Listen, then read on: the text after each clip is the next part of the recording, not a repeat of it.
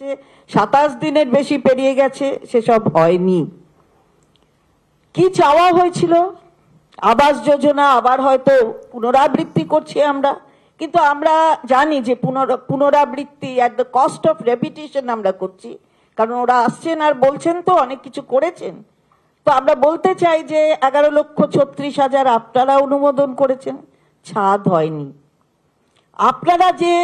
আপনাদের যে সংখ্যা দেওয়ার কথা 21 সালের পরে জব কার্ড হোল্ডার্সদের, আপনারা সে টাকা দেননি। মাননীয় মুখ্যমন্ত্রী তার কথা রেখেছেন, দিয়ে দিয়েছেন টাকা, তাদের অ্যাকাউন্টে পৌঁছচ্ছে।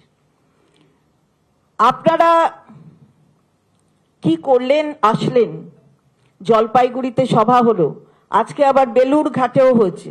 বেলুর ঘাট, জলপাইগুড়ি সবই প্রধানমন্ত্রী করেছেন, অমিত শাহজি করলেন, সবই তো উত্তরবঙ্গে। এই যে উত্তরবঙ্গে একটা বিরাট ঘটনা ঘটলো, ওলট পালট করে দিল জলপাইগুড়ির ওই বার্নিশ এলাকার সমস্ত মানুষজনের। সেই জায়গায় দাঁড়িয়ে কিন্তু কোনো জবাব তারা দিয়ে গেলেন না। 5,000 বাড়ি ওলট পালট হয়ে গেছে। আমি নিজেও গিয়েছিলাম এবং আপনারা জানেন সে কথা, আপনাদের কাছে বলতে হবে না, মানুষের কাছেও বলতে হবে না। পুরো ছাদ মাথার ওপর থেকে চলে গেছে। এই কথাটাও আমরা ইলেকশন কমিশনের কাছেও আমাদের প্রতিনিধি দল গেছে, জানিয়েছে এবং অনুমতি চাওয়া হচ্ছে যে তাদের জন্য যাতে কিছু করা যায়। কিন্তু কি বললেন প্রধানমন্ত্রী আর মাননীয় অমিত শাহজি, তারা কি বললেন এই বিষয়ে? একটা পয়সাও খরচ করলেন না।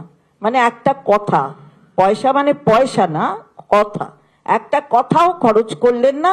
কোনো পয়সা দেওয়া তো দূরের কথা, টাকা পয়সার ব্যাপার নেই। এক্স হ্যান্ডেল লিখে দুঃখ জানালে কিছু হবে না।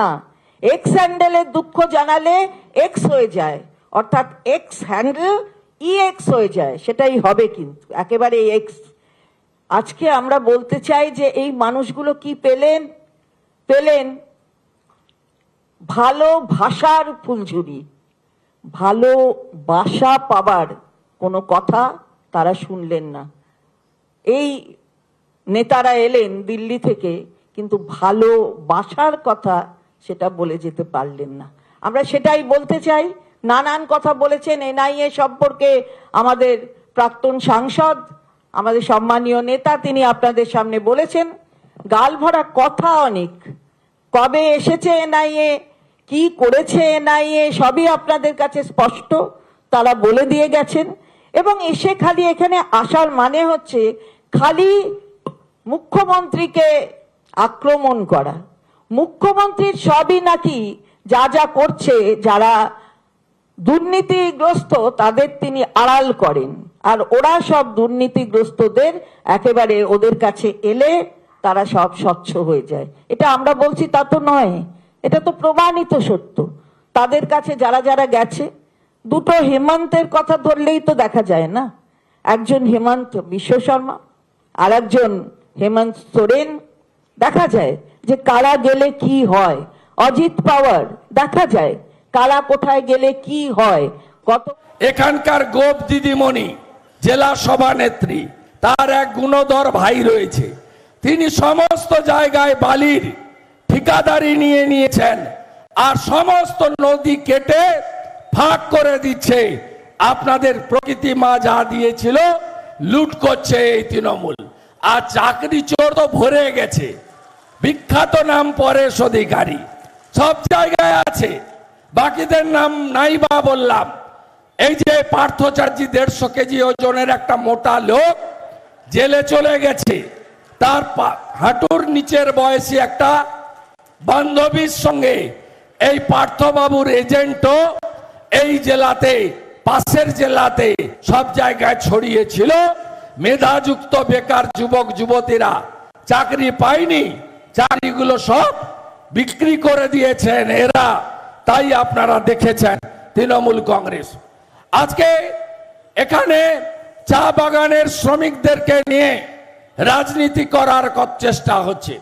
चा बागान का जो मजदूर है उसके लिए चुनाव का पहले 12 साल तक ममता बनर्जी सी वॉज स्लिप। ममता बनर्जी 12 साल तक कुछ नहीं बताया। जब चुनाव नजदीक आया तब पाट्टा देने का बात बताया। ये पाट्टा नहीं चलेगा। हमारा जब सरकार पश्चिम बंगाल में आएगा, भाजपा की डबल इंजन सरकार, 1 महीने के अंदर ओनरशिप मिलेगा चाय बागान का श्रमिक को। हर चाय बागान का श्रमिक आप मालकिन है, आपको ओनरशिप मिलेगा। और কিছু লোককে ৭৫০০ এখানে ৩৫০০ আলিপুর দুয়ারে ১,২০,০০০ টাকা করে বাড়ি দেওয়ার কথা বলা হয়েছে। ৬০,০০০ টাকা কিছু জনের অ্যাকাউন্টে পাঠানো হয়েছে। শুনে রাখুন, ये रुपया स्टेट गवर्नमेंट का रुपया नहीं है। ये जो लेबर वेलफेयर बोर्ड है ना, इसका 23 दिसंबर 2023 इसका जो सेंट्रल गवर्नमेंट का रुपया मिला था, मोदी जी का सरकार 250 करोड़ रुपया, 250 करोड़ रुपया, ये लेबर वेलफेयर बोर्ड से उठा के ये स्टेट गवर्नमेंट ले लिया और डीएम साहब का पास भेज दिया। आपका अकाउंट में कुछ रुपया भेज दे और आपका वोट ले ले। ये टीएमसी का जो फिरका परिस्थिति राजनीति है। তৃণমূলের দিকে তাকিয়ে বলছেন, আর শুভেন্দু অধিকারী থেকে শুরু করে দেশব্যাপী দুর্নীতিগ্রস্ত, যাদের বিজেপি দুর্নীতিগ্রস্ত বলেছে, সিবিআই ইডি যাদের এগেনস্টে প্রসিডিংস ছিল, যে অজিত পাওয়ারের এগেনস্টে ৭০,০০০ কোটি টাকা স্ক্যামের কথা বলা হয়েছিল, তারা সব এখন হয় বিজেপিতে নয় এনডিএতে। ফলে অমিত শাহ কাঁচের ঘরে বসে ঢিল মেরেছেন। ৩, অমিত শাহ সন্দেশখালী বলেছেন। সন্দেশখালীতে রাজ্য সরকার দল যা যা ব্যবস্থা নিয়েছে, কিন্তু অমিত শাহ ডবল ইঞ্জিন সরকারের উন্নাও, হাথরাস, প্রয়াগরাজ, মধ্যপ্রদেশ, মণিপুর, গুজরাটের বিলকিস, এই ঘটনাগুলো ভুলে গেলেন। নারী নির্যাতন, যারা খুন করেছে, যারা ধর্ষণ করেছে, আদালত যাদের সাজা দিয়েছে তাদের ছেড়ে দিয়েছে বিজেপি সরকার। অমিত শাহের মুখে সন্দেশখালী, অমিত শাহের মুখে মহিলাদের প্রতি সম্মান, এগুলো হচ্ছে কুম্ভীরাশ্রু, এগুলো ওদের শোভা পায় না। আপনাদের প্রশ্নের উত্তর দেব আমরা একটা ভিডিও আমরা একটুখানি দেখিয়ে নেব।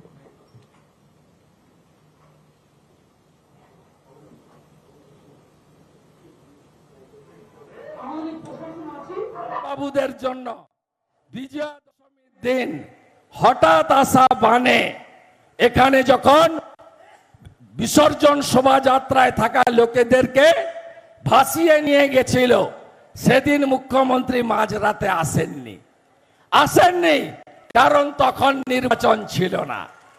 তিনি 20 দিন পরে এসেছিলেন, সেও ফটো তুলতে এসেছিলেন।